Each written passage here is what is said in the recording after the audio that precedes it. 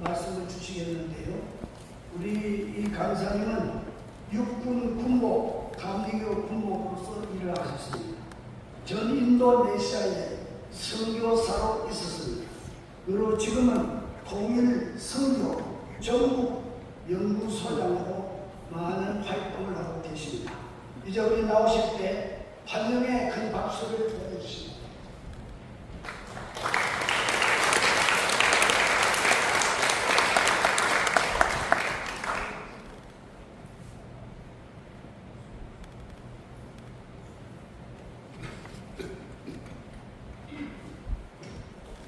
네, 이렇게 존경하는 원로 목사님을 뵙고 하나님의 말씀과 함께 광복과 건국과 통일에 관한 특강을 할 수 있게 은혜를 베푸신 하나님과 우리 원로 목사님 협의회 그리고 또 귀한 장소를 내주신 우리 상동교회 이상조 목사님께 감사를 드립니다.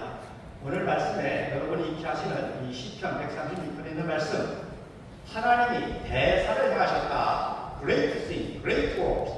대사가 뭐냐? 성경적인 텍스트는 바로 바벨론 포로 잡혀갔던 이스라엘 백성들이 해방을 받은 것입니다. 그런데 해방이 대사가 아니죠. 해방해서 다시 복구해서 다시금 나라를 세웠기 때문에 그것이 위대한 일이 되는 겁니다.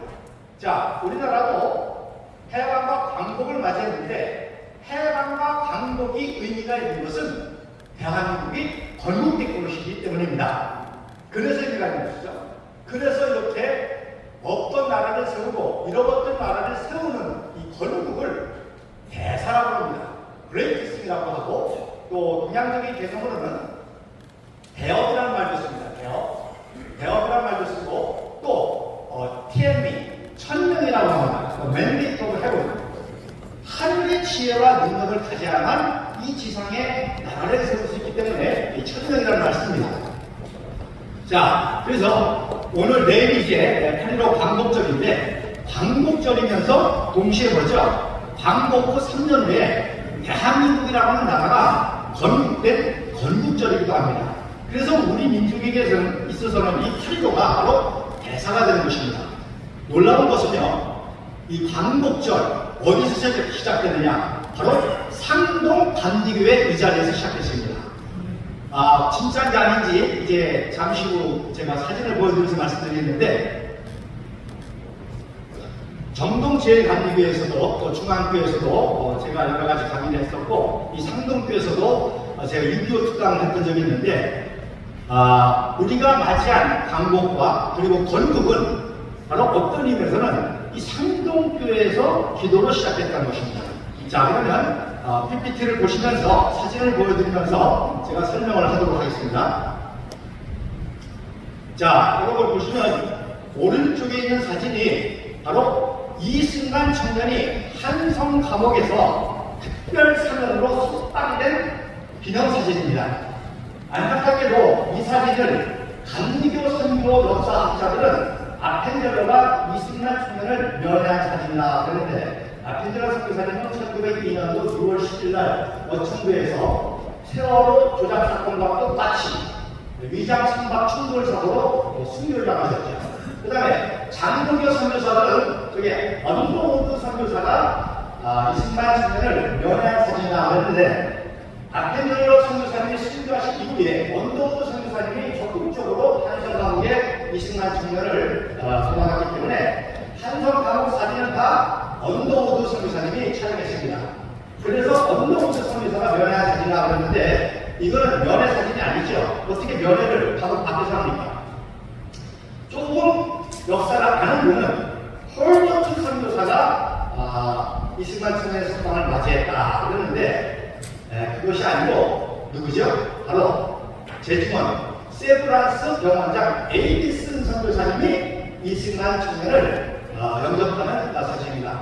그러면 이승만 청년이 얼마나 대단한고 하니, 에이비스는 고종 황제의 주치였습니다. 고종 황제의 주치였는데 동시에 감옥에 있는 이승만 청년의 주치였습니다. 그래서 감옥에 있는 동안에 이승만 청년의 건강을 돌봤을 뿐만 아니라 여러분가 아시는 대로 1902년도에 콜로라가 엄청나게 이승만 청년이 에이비슨 제주만 선교사의 지시를 받고 소레나를 퇴치한 그런 역할도 했기 때문에 에이비슨 선교사님과 굉장히 친밀했습니다. 그래서 이것은 에이비슨 선교사님이 바로 석방에서 먼저 하는 장면입니다. 자, 그 다음에 저 사진 한 장만 가지고도 굉장히 신비적인 역사가 필요한데 그걸 이제 간단하게 넘어가도록 하겠습니다. 그 다음에 왼쪽에 있는 사진은 이제 러일 전쟁으로 일본의 러시아를 이기고 말이야 한반도가 일본의 식민지로 전락하게 되니까 조정 황제가 마지막으로 미국의 도움을 받아가지고 1882년 조미 수호 통상작을 근거로 해서 우리나라를 일본의 식민지가 되지 않고 도와달라고 해서 대리 특사로 보내되는데 누굴 보내겠어요? 가장 영어를 잘하는 똘똘한 이승만 청년을 감옥에서 석방시켜서 대리 특사로 보내게 됩니다. 그러니까 미국의 선교사들이 고종 황제를 설득하고 또 민영한 대강 개혁파가 고종 황제를 설득해서 이승만 청년을 대리 특사로 보낼 때 1904년 12월 3일날 출국하기 전에 바로 기념 촬영을 계속 촬영을 한 겁니다. 그래서 기쿠타 마코토라고 하는 일본인 사진사가 찍은 기념 사진이요, 가족 사진이 되겠습니다. 그런데 자, 3개월 동안 8월 9일날 석방돼가지고 11월 3일 출국하기 전까지 3개월 동안 이승만 청년이 뭘 했냐? 상동 간기교에서 만든 상동학교의 초대 교장이 됐습니다. 여기서 3개월 동안 상동학교 초대 교장을 하는 거예요.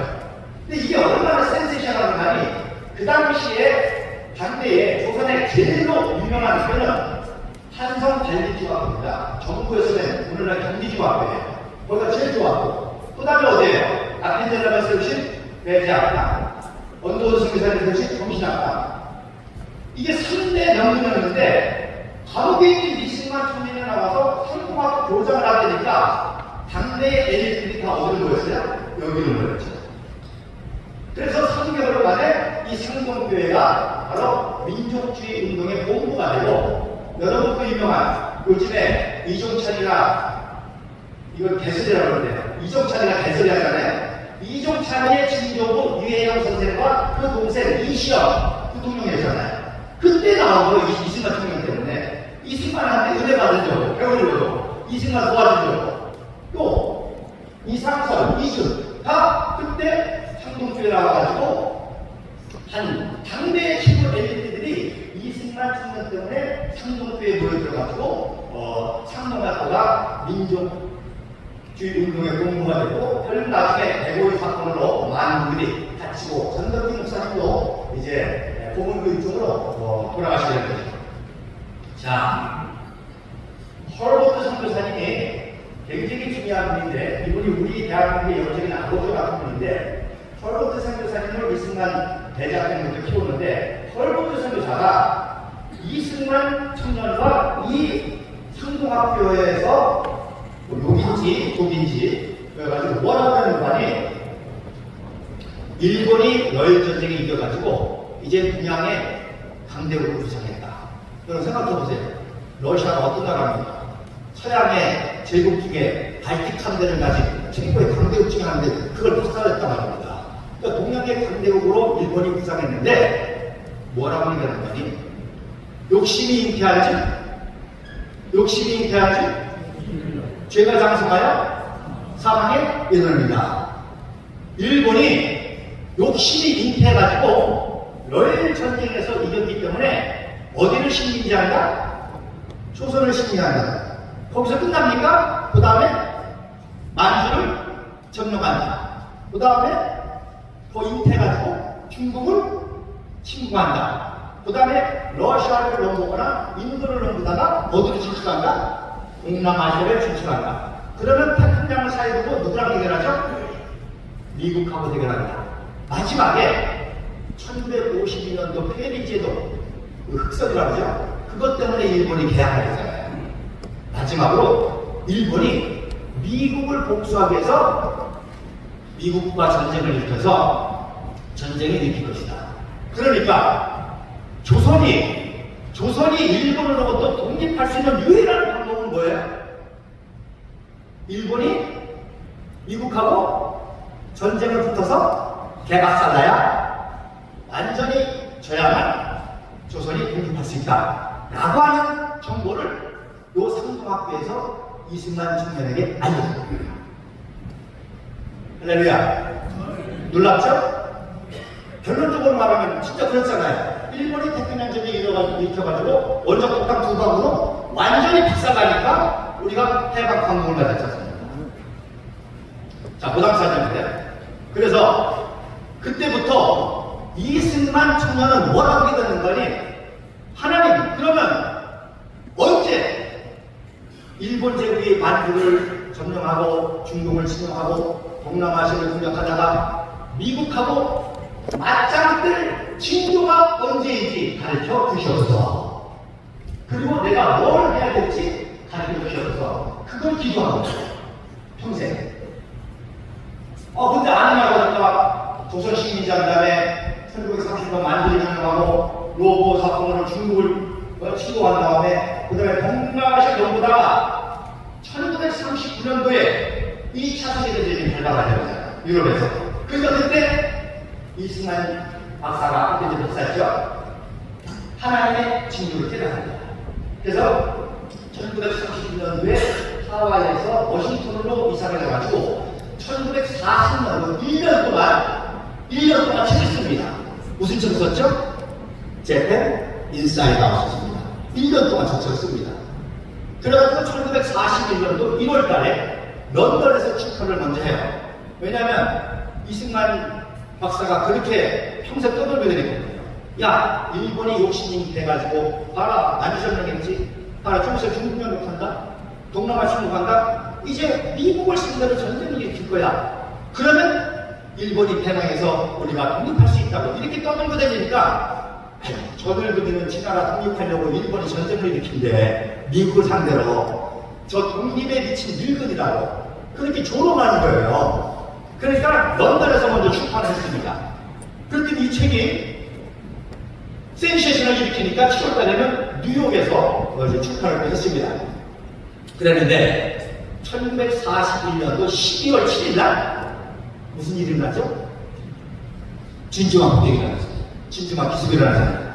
그러니까 이승만이가 떠들을 말이 진짜 많네? 그래서 이야 동양의 선지자로 전 세계에 센세이션을 일으킨 사람이고 곧바로 전쟁이 일어나니까 미국의 국무부, 전쟁부, CIA 전체 OSS에 이승만 박사가 자동으로 됩니다. 그래서 그때부터 이승만 박사가 본격적인 권력운동을 하는 것이죠. 자, 그래서 동양 최초로 베스트셀러가 동양인이 쓴 책으로 세계 베스트셀러가 바로 재팬 인사이드 아웃입니다. 그리고 저기에는 세 가지 중요한 내용인데 오늘은 바로 일본이 진주만을 비슷할 것이다. 그렇게 했는데 정말 그 예언이 이루어졌다고 합니다.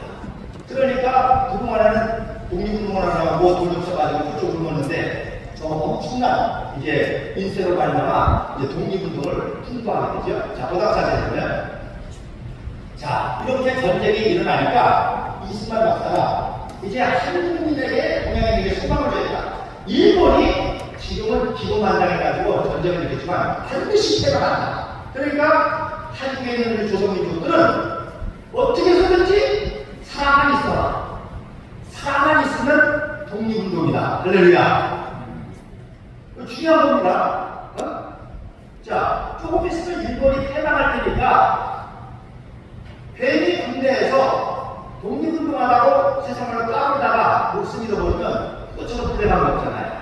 그러니까 일본 밖에서는 무장 독립운동을 하되 일본 조선 식민지 내에서는 어떻게 해서든지 살아있기만 하면 독립을 하고 그러면 그때 나가는 세월인데 여러분들이 기도할 수 있다. 그렇게 소망을 주기 위해서 바로 방송을 하게 됩니다. 그게 유명한 부유의 오리소도 아메리카 방송입니다. 너희는 니는 지금 일본 제국이 욕심이 해야 한다. 미국을 상대로 전쟁을 일으켰지만 반드시 불가능하도록 망할 것입니다.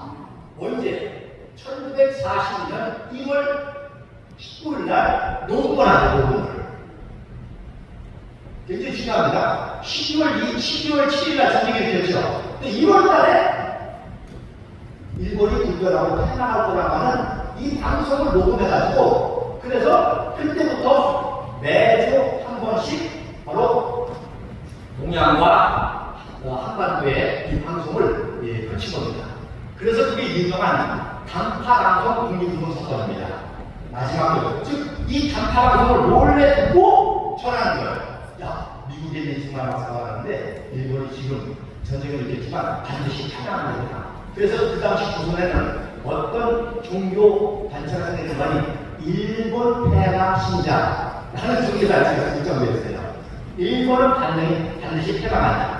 일본 폐왕 신봉자라는 말이 생깁니다. 그래서 그 20만 박사의 이 방송을 듣고 단파방송을 몰래 듣고 전한 사건이 단파방송 사건으로 이 방송을 들은 사람, 이 방송을 잘한 사람은 다 일본들이 다 잡아가지고 감옥에 투옥을 했죠.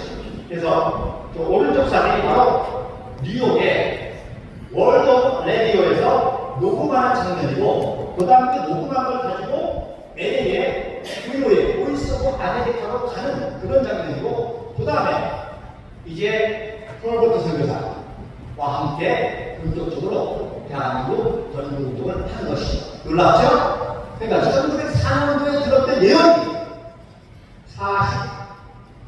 40년 만에 이루어진 거예요. 그러면 이 선교사님이 얼마나 감각했습니까? 자, 그래서 그 다음 장면. 그 다음 장면인데. 자, 그 다음 장면인데. 자, 그래서 3년 후에 이제 1945년 8월 6일 날 히로시마에 원자폭탄이 떨어집니다. 원자폭탄이 떨어지니까 자, 미국이 일본을 점령하려니까 너무너무 희생이 커. 그러니까 소련 좀 참전해가지고 북쪽에서 안정을 가하면 전쟁이 일찍 끝날 줄 알고 소련에게 전쟁 물자도 도와주고 돈도 주고 도와주는데 이 소련 놈들이 참전을 안 하는 거예요. 그러다가 언제 참전합니까? 히로시마에 원자폭탄이 떨어지니까 그때 이제 일본이, 소련이 8일날 대일 선전공을 합니다. 그리고 9일날 나가사키에 원자폭탄이 떨어집니다. 그랬더니 소련이 이제 많이 부르는 거죠. 자, 여기서 굉장히 중요한 역사가 있습니다. 이 당시 박정희는 만주를 죽이면서 광복군의 비밀을 오렸고 미국에게 정보까지 제공하는 그런 최고의 엘리트 군인 천재 자기였습니다. 이 박정희 중위가 그 당시 관동군의 상황을 다 파악해가지고 광복군뿐만 아니라 미군에게 정보를 제공한 거예요. 지금 관동군은 허수아비다. 모든 기력이 동남아 전선에 빠져있기 때문에 이거 지금 허수아비다. 그래서 지금 소련이 저렇게 진주하는데 빨리 구체적으로 187 공정연대 낙하산 부대라고 이 공정연대 1대 연대만 만주에 투하해도 소련이 못 들어오고 만주와 한반도는 누가 점령한다? 미국이 점령한다. 그럼 공산은 돼야 안 돼요? 안 되죠. 그랬는데 이 정보를 묵살해 버립니다.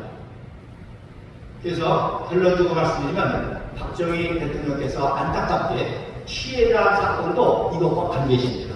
그러니까 박정희 청년이 얼마나 가슴 아프겠어요. 자기가 준 정보대로 187 공수연대만 만주에 투입해도 소련의 진주를 막을 수 있었는데 그걸 안 먹었다가 소련이 저렇게 10일날 만주 화력을 점령하고 청주를 들어오고 그리고 평양을 막 들어오니까 그때서 미국이 앞서시는 거예요.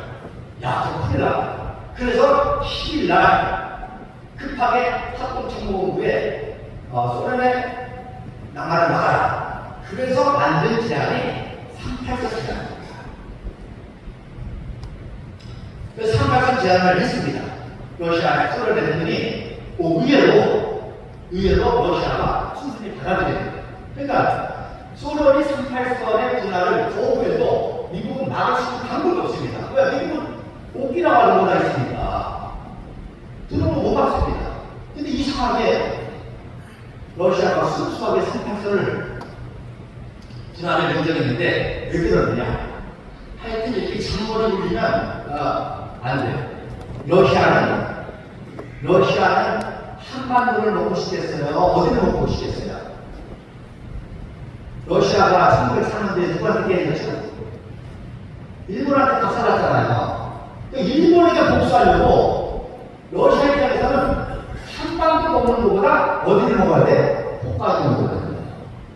그러니까 홋카이도를 분할 정책하기 위해서 홋카이도 분할하기 위해서 38선 제안을 받아들이고 홋카이도 제안을 했는데 미국에서는 이거를 안 들어줬죠. 그러니까 여러분 38선이 저주입니까? 축복입니까?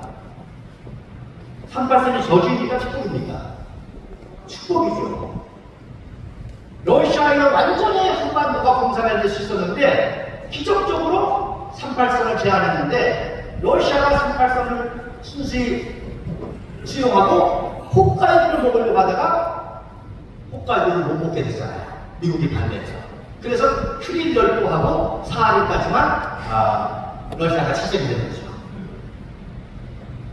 이랬기 때문에 바로 미국이 38선 이남을 해방시켜서 바로 미국식 자유민주주의 시장경제 대한민국이 건국될 수 있는 것은 하나님의 그레이트싱 대사일로 믿으시기 바랍니다. 기적이죠. 38선이 저주인 줄 알았더니 저주가 아니라 놀라운 기적이요 축복의 시작이었던 것입니다. 그래서 저기 이제 쏘는 분이 하월분 정리한 거 오른쪽이 바로 38선 분할 지도입니다. 자, 일본 전체하고 어디 38선을 들어갔죠. 그리고 대만하고 오키나와 해서 소련으로 하여금 남한을 더 이상 진주하지 못하고 해서 대한민국은 미국식 자유민주주의 시장경제 나라가 세워지고 북한은 안타깝게도 지금까지 공산국제로 가장 비참한 나라가 되고 있습니다.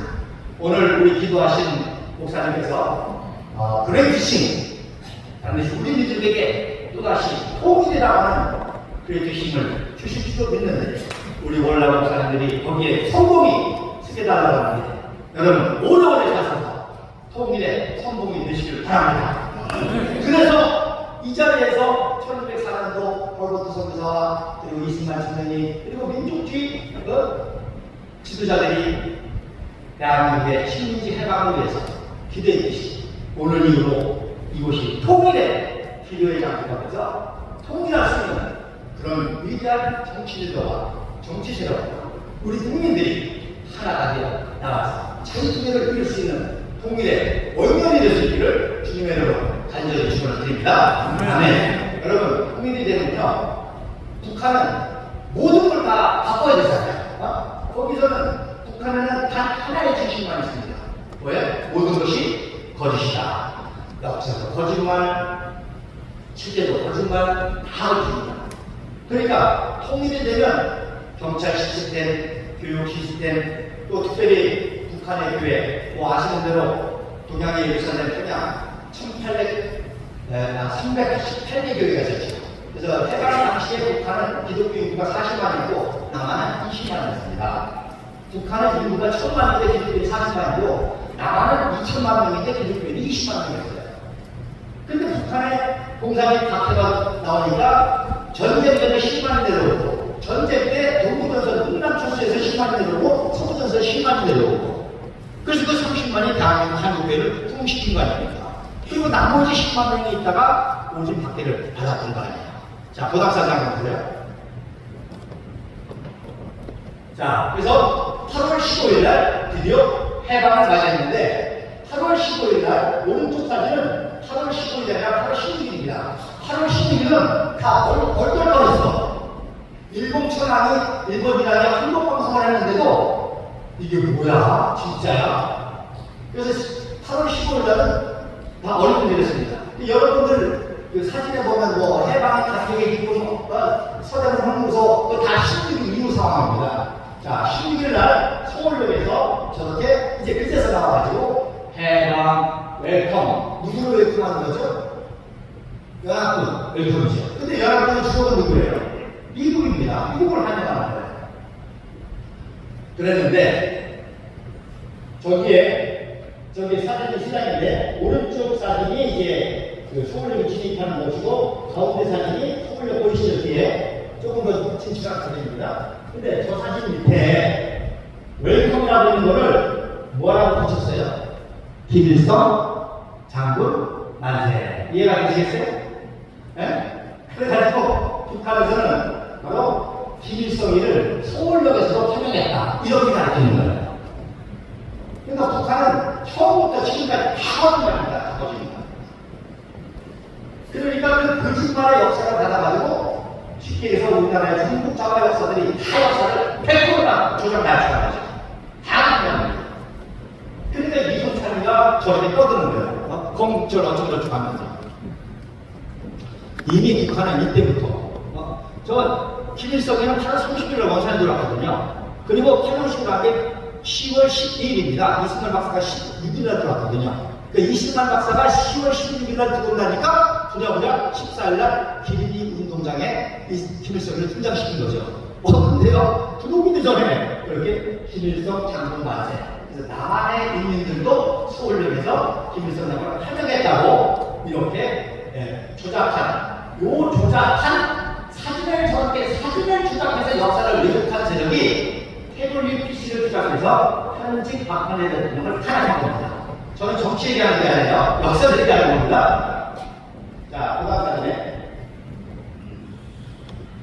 8월 30일이 돼서야 메가더 원수가 처음으로 일본 땅에 발을 내게 됩니다. 그래서 가지도의 나츠키 비행장에 첫 발을 내리는 장면입니다. 가운데 첫 발을 내리는 이게 역사적인 장면이죠. 이제 일본을 항복시키고 메가더 연합군 사령관이 일본 군정사령관으로 일본의 첫 발을 내린 장면인데 이 사진이 또 왜 감동적이냐? 자, 지금 항복한 지 얼마 안 됐기 때문에 일본 내에서도 얼마나 반미 저항주의자들이 많아요. 그러니까 무장하고 내려야 된다 하는데 메가더라는 분이 얼마나 참 당당하고 있는 거니 무슨 소리야? 비무장으로 비무장. 그러니까 비무장으로 내리니까 누가 감동을 받죠? 일본 사람이 감동을. 정교군을 놓는 줄 알았더니 메가더가 저렇게 평화적인 모습으로 일본을 재건하게 시켰다. 그래서 일본 사람들이 감동을 받았습니다. 그러니까 메가더의 적극적인 그런 일본 사람들의 지지를 받고 일본을 자유민주주의 나라로 만들 수 있었죠. 그래서 그 자리에 메가더 동상을 세워서 일본 민주주의의 아버지라는 동상을 세웠습니다. 자, 이승만 박사가 이제 한국에 빨리 와가지고 나라를 세워야 되는데 이 국무부에서 비자를 안 해주는 비자를 안 해주는 이미 미 국무부의 동아시아 강당은 알고 있으라는 놈이 소련 간첩이에요. 그러니까 이승만 박사의 그 한국을 막는 것이죠. 그러니까 누가 도와주냐? 메가더 원수한테 연락을 합니다. 동생처럼, 야, 동생아, 내가 빨리 가서 한국 세워야 되는데 나 좀 갈 수 있게 해라. 그랬는데 또 CIA의 부국장이 동아시아 강당 부국장 밀라드 프리스턴 푸펠로우라고 하는 대령인데 이분이 또 이승만 박사를 또 존경하고 이승만 박사를 도와줍니다. 이분이 태국 주석을 받고 그리고 이승만 박사 정치고문이 돼가지고 대한민국을 건국하는데 큰 역할을 했거든요. 그러니까 대한민국이 건국된다는 거는 이거는 하나님의 역사이기도 하지만 이승만이라고 하는 탁월한 지도자의 이런 국제적인 인맥이 있었기 때문에 이게 가능한 거죠. 여러분 우리 보시잖아요. 지금 우크라이나 러시아 전쟁하는데 젤렌스키가 대통령이 얼마나 혼적되고 있어. 근데 우리는 6.25 전쟁 때 이승만 박사가 유엔 22개국을 끌어들였잖아요. 한미동맹을 맺었잖아요. 이게 가능할 수 있는 거는 이런 세계적인 네임밸류와 명성과 그런 국제적인 인맥이 있을 때 가능한 거죠. 그래서 메가더 원수에게 압력을 넣으니까 하지 중장을 메가더에 구하잖아요. 그러니까 하지 중장이 보고서를 올립니다. 지금 동상 빨갱이들이 좌익 세력들이 난동 부리고 좌우 대립이 극심한데 하루속히 이승만을 한국시켜서 전국을 안정시켜 주십시오라고 메가더 원수에게 보내고 메가더가 트루만 행정부에 보내서 이제 한국을 절차를 밟게 되는 거죠. 그래서 미 국무부에서 반대하니까 메가더가 군용기로 모십니다. 근데 그 당시 미국의 규정은 민간인은 군용기를 탈 수가 없습니다. 그러니까 어떻게 했어요? 특수 정보 장교 육군 대령으로 유명했습니다. 그래서 이승만 박사가 육군 대령 계급장을 달고 그리고 비행기를 타고 김포공항에 내렸죠. 그 전에 일본에 내려가지고 야스키구만 메가더가 내리는데 똑같이 내려서 이승만 박사가 일본을 리서치하고 메가더를 만나고 메가더가 하직을 불러내서 이승만 박사를 접견시키고 그리고서 이제 한국을 가게 됩니다. 자, 그래서 오른쪽 사진이 바로 이승만 박사가 워싱턴에 출발하기 전에 기자회견하는 그런 사진이었습니다. 자, 그 다음 사진을 보시면 9월 8일 돼서야 그제서야 이제 미군이 제24군단이 인천에 내려오게 되죠. 자, 인천에 미군이 내리게 되는데, 자, 미군이니까 인천 부도항에 기독교인들이 그동안 기도했잖아요. 해방을 세계했고 또 미국사 선교사들이 자기들을 도와줬잖아요. 그러니까 이제는 미국의 도움과 미국 선교사들의 도움을 받아가지고 나라를 세워야 되니까 미국이 온다고 인천 지구공항에서 막 기독교인들이 사용하려는데 알아들을까 못 알아들을까?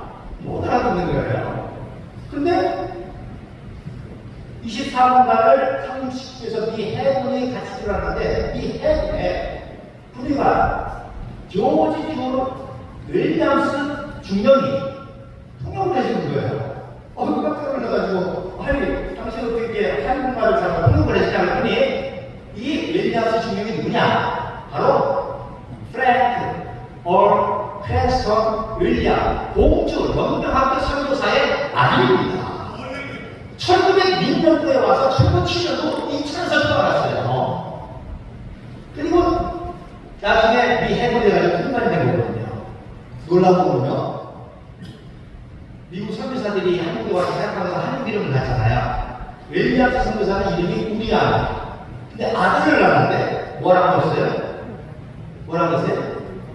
스승 높으시네. 우광복이라고 했습니다. 광복. 빛을 회복한다. 광복을 했습니다. 그랬더니 일본이 한일합방면은 이 이름도 독립운동이라고 다 하는 거예요. 그래서 회복할 복자를 뭘 바꿨어요? 복복자로 바꿨습니다. 그 정도로 이름을 하는 거예요. 그래서 하지 중장의 첫 통역관이 바로 윌리엄스 중령을 한 것이죠. 그리고 놀라운 거는 뉴욕의 스펠만 주교가 하자가 같이 왔습니다. 이 스펠만 주교가 누구냐? 여러분, 뉴욕 주교는 대단합니다. 뉴욕에 뭐가 있죠? 뉴욕본부가 있습니다.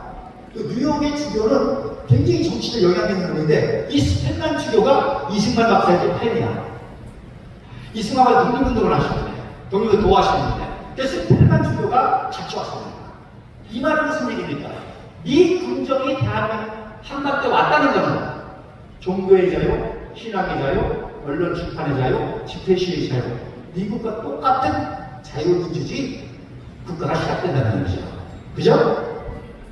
자, 오감사장인데 이승만 박사가 곧바로 인도에 있는 우리안 선교사, 윌리엄스 선교사를 빨리 이 군정청에 무슨 공은 농업공문으로 보낸다. 여러분, 한강의 기적 하는데 한강의 기적의 진짜 기적은 살림독터입니다. 살림독터 아시죠? 이 살림이라는 거는 사람이 있는 게 아니잖아요.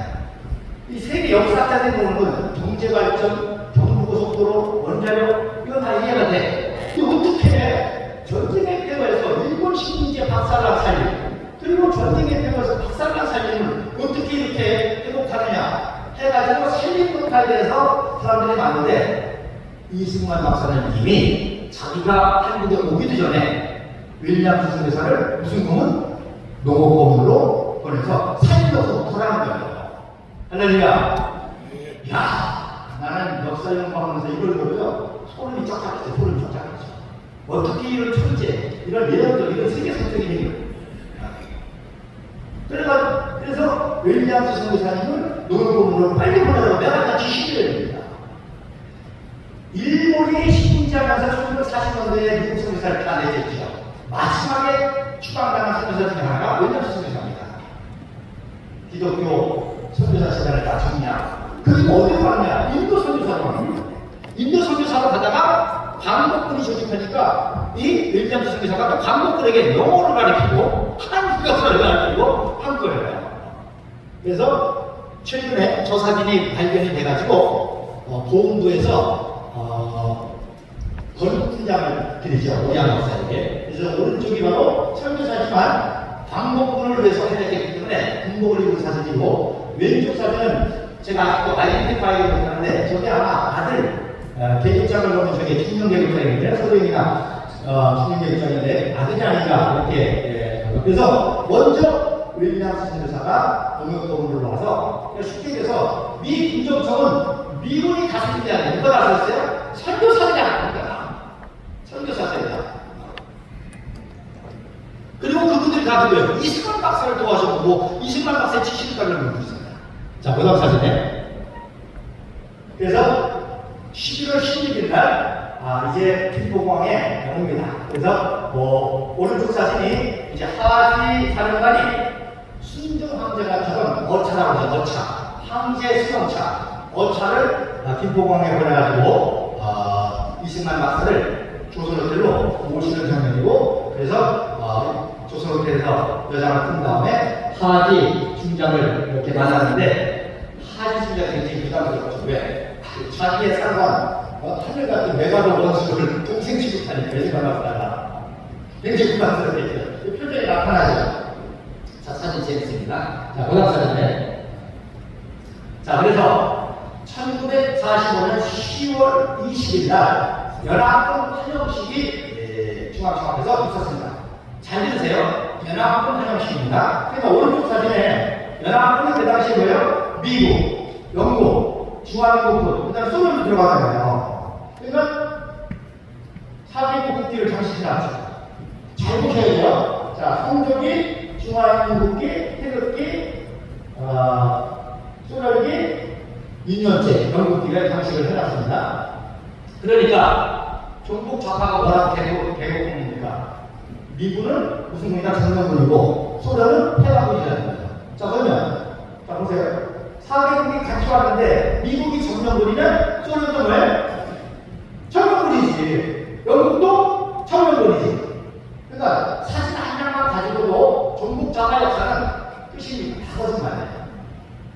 그런데 북한의 소련은 치를 만들어줬잖아요. 소련이 치를 만들어줬잖아요. 그건 뭐예요? 정명군이지. 그럼 도와서 좋다 이거. 도와서 좋아서 잘만 하면 누가 뭐래? 기독교인들을 박해하고 뭐 여러분 아시는 대로 반발하고 시계 앞에서 하고 그게 정명군이잖아요. 근데 전국 좌파는 소련을 해막걸리고 남한의 미군을 정명군이라는 거예요. 사진 한 장은 꽤 끝나죠. 자, 사개국이 같이 들어와서 사개국이 같이 돌아가는데 미군이 정명군이면 소련도 정명군이잖아요. 그래서 연합군 환영식이 됐는데, 자, 아무래도 미 국정에서는 정치적인 승리를 지켜야 되니까 이승만 박사를 민간인 자격으로 참석을 시킨 거예요. 그런데 말씀드린 대로 윌리엄스 선교사님이 실세가 됐잖아요. 그러니까 초대 경무부장이 누구죠? 조병옥 박사입니다. 조병옥 박사가 누구예요? 공주경무학교 제자예요. 원래습니다. 그리고 윌리엄스 중명의 친구예요. 그래서 경무부장이 되지. 그래서 경무부장이니까 이 행사를 주도하면서 사례를 보는데 난데없이 이승만 박사는 그냥 인사만 해도 되고요. 인사가 아니고 그냥 참석만 해도 되고요. 근데 조병옥 박사가 난데없이 지금 이 자리에 이승만 박사가 와 계십니다. 그랬더니 그쪽들이 어떻게 됐어요? 난리가 났겠죠. 감격하고 눈물이 나는데 거기다 또 멋진 연설을 했죠. 여기 지금 중앙청에 하얀 건물 배가는 박해와 억압의 상징이지만 이승만 박사의 흰머리는 독립의 상징입니다. 감격하고 울고 난리가 나니까 하지 중장이 그 분위기에 압도돼가지고 연설을 안 시킬 수가 없잖아.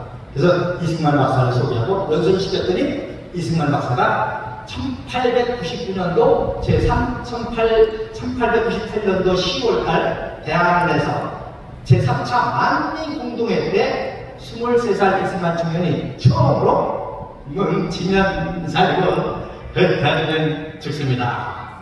연설했거든요. 그 연설을 40년 만에 한 거예요.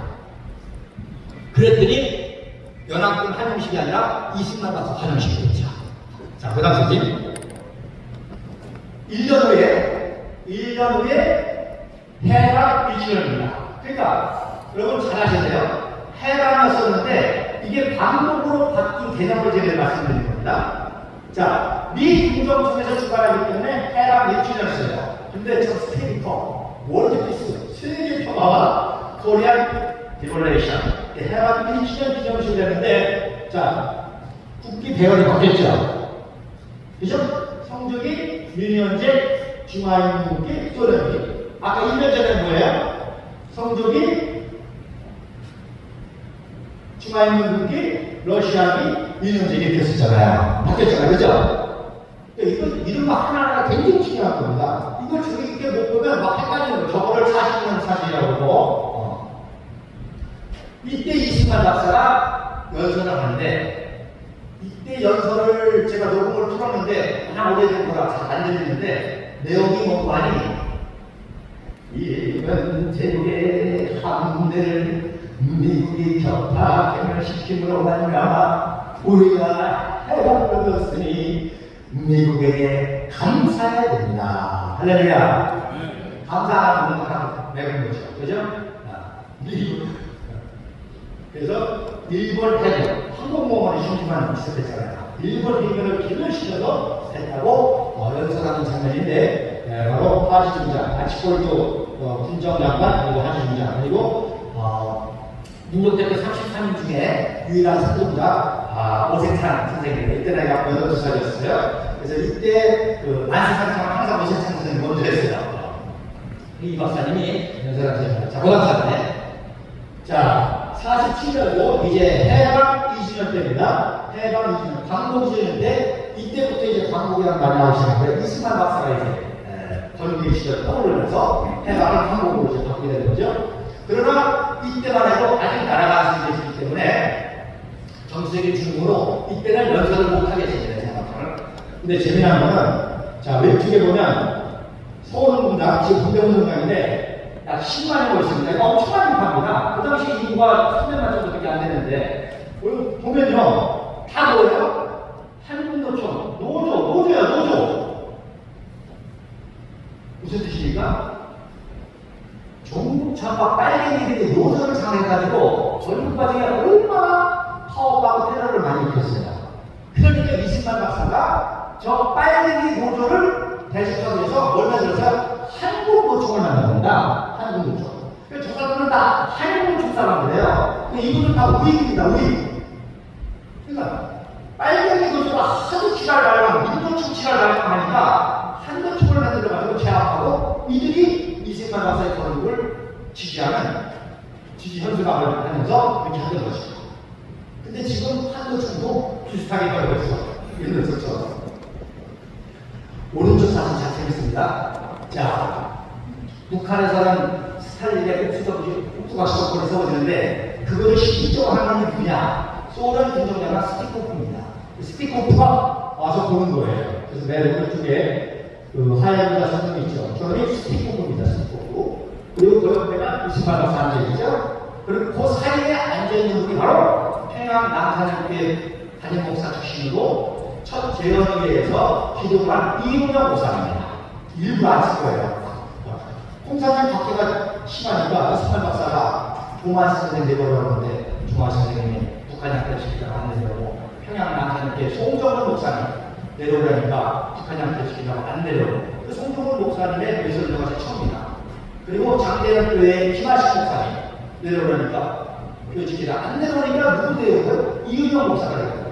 이은영 목사를 종로울구에 재헌국회에 시켜가지고 재헌에 기도를 시키고 이승만 박사가 그 직전 전에 그 사이에 이걸 딱 앉힌 거예요. 스티커프 옆에 됩니다. 이네들 밖에 나서 이은영 목사가 연락했어. 그러니까 이때는 연설을 안 하셨습니다. 자, 그 다음 사진에 자, 드디어 8월 15일 1948년 10월 광복절, 즉 3주년 뒤에 대한민국 건국이 이루어졌습니다. 건국 시절입니다. 그래서 영어 한 뜻이 내셔널 셀레브레이션입니다. 국가 건립 축하식입니다. 그러니까 이렇게 건국이라고 딱 명목이 되는데 조국 장관은 길길이 나시죠.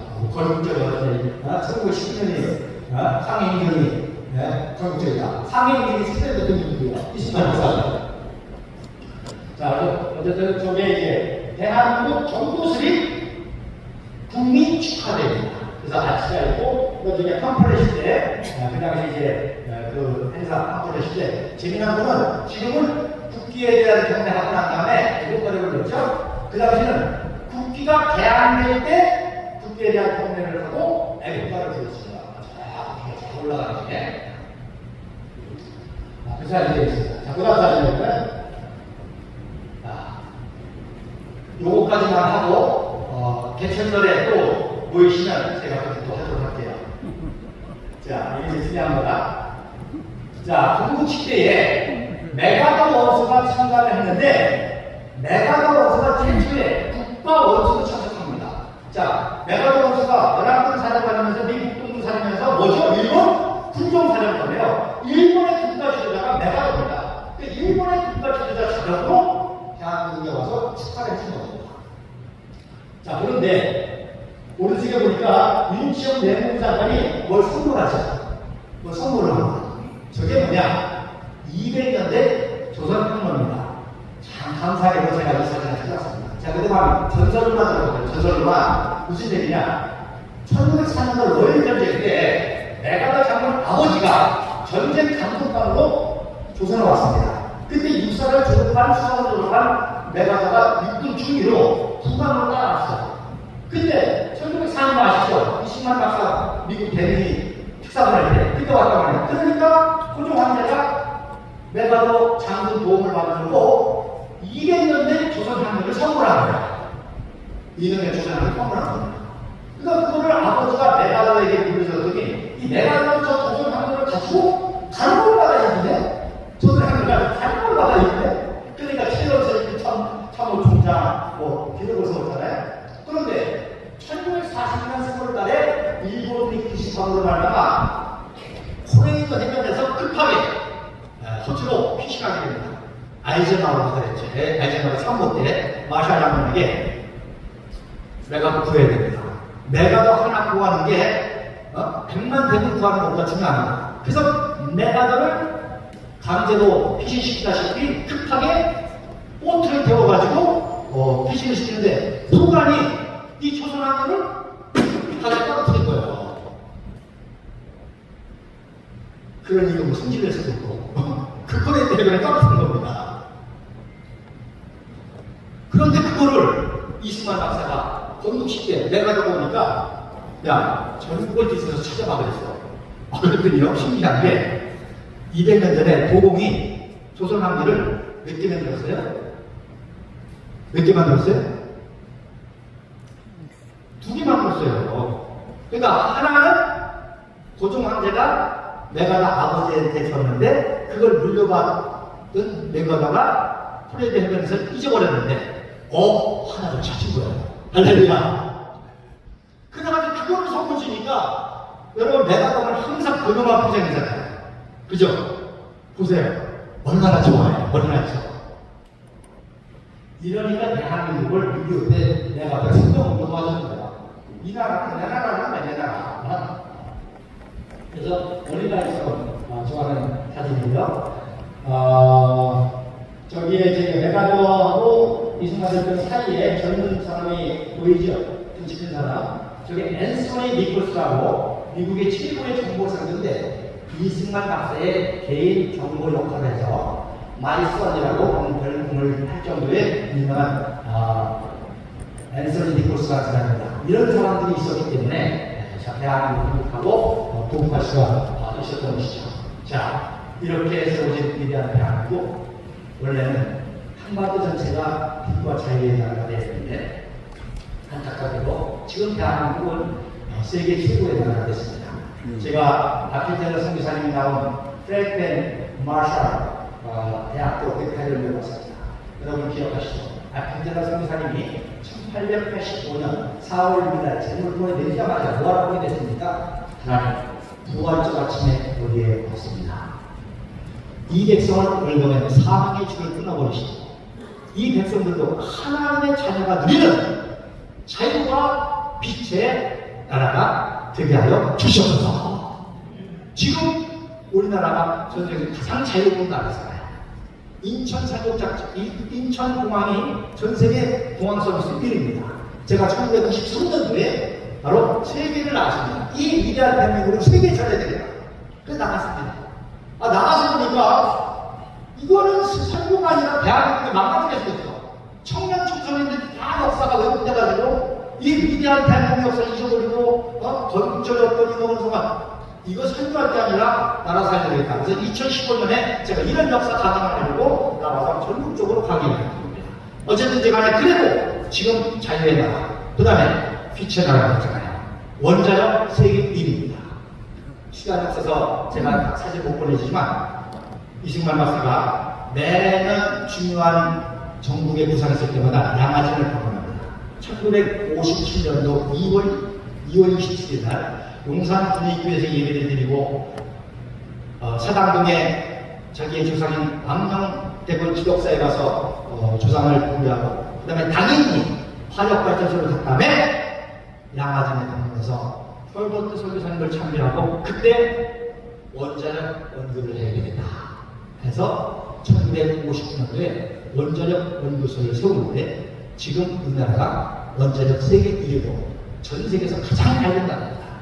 제가 일본도 가봤는데요. 물론 쓰나미 때문에 후쿠시마 원전 파괴되가 졌지만 굉장히 어둡습니다. 영국도 어둡습니다. 미국도 어둡습니다. 한국처럼 이렇게 밝은 나라가 없어요. 여러분, 이승만 박사가 바로 아펜젤라 선교사님의 이 자유와 빛의 나라 이거를 세우려고 하는 것이 평생 목적이었고 그래서 대한민국을 세웠는데 안타깝게도 소련 스탈린 때문에 북녘땅은 지금도 가장 가난한 거지와 죽음의 나라고 심지어 정치범 소용소에서 기독교인들을 세금과 화학무기로 생체시험을 하고 있는데 여러분 원로 목사님 오래오래 사셔서 자유통일의 마지막 대사에 앞장서시는 우리 어르신들 되시기를 주님의 간절히 기도드립니다.